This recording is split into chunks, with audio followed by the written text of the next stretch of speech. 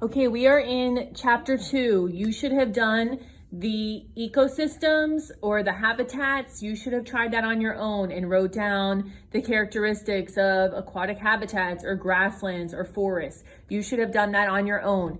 Now we're in the part where I'm going to just do a very little short video on thinking about where do animal invaders come from and how do animal invaders travel.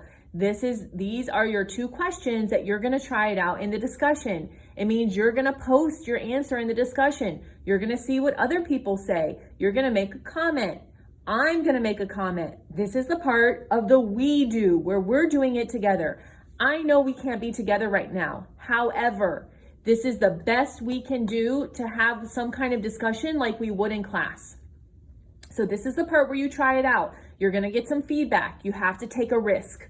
Okay, it might not be perfect. That's why you're going to try it out, listen to the feedback that you get from your teacher, and you're going to make some adjustments before you answer the questions at the end of the book.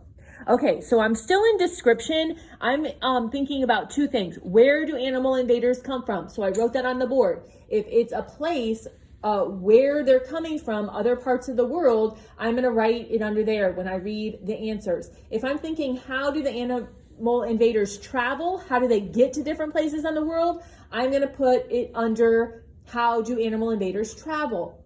So I'm trying to figure out an answer to both of these questions. I'm going to rely on my text structure. I'm going to think, is the author talking to me about where their animals are coming from or how they're getting there? So I have my book up. Remember, you're going to have your paper and pencil out. You're going to have to do this work because you're going to post a discussion answer. And so are your classmates. So where do they come from and how do they get there? When we say the word they is animal invaders. So make sure you know the author is saying they are animal invaders. Invasive species come from all over the world.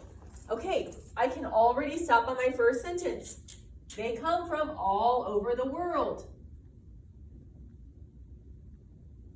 So in the discussion, I might say invasive species come from all over the world. I don't want to just copy what this author is saying. No quoting. We all have the book. I need to put this in my own words. So I might wait a second till I can make a more complex sentence. Okay? Invasive species come from all over the world. They have inhabited almost every part of North America. So North America is the continent that we live on. And it's part of the United States. The United States is in North America. So I know, okay, many of these species are now living in North America. So they've come from somewhere else, and now they're living in North America.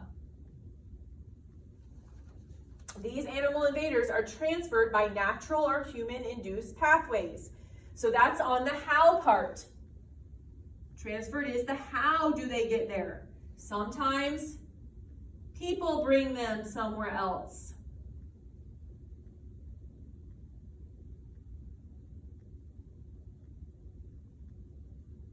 Sometimes nature helps animals move. Okay, that's in the how part. Animals sometimes get to distant habitats by natural pathways. Ocean currents, wind currents, and hitchhiking on other animals are some ways that species are introduced to new location. Okay, this is still in the how. Okay, so sometimes, how do animals get there? Ocean currents. The water currents. Currents is when the water is moving. Water currents move them. Wind. Sometimes wind blows invasive species somewhere else. We all know that seeds move with the wind. So sometimes species can travel from the wind, and then sometimes other animals help invasive species get somewhere else. Human-induced pathways are the most common source of animal invasions. So when I'm saying how do they travel? Humans.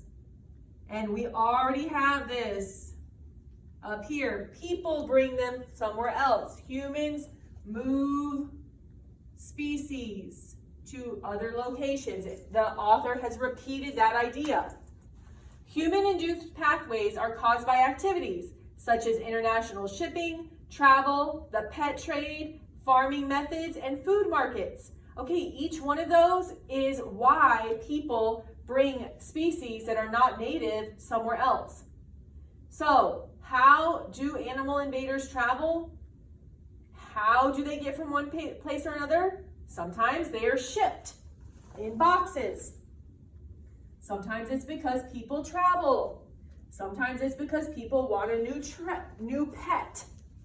Sometimes it's because of farming, like the sugarcane toad.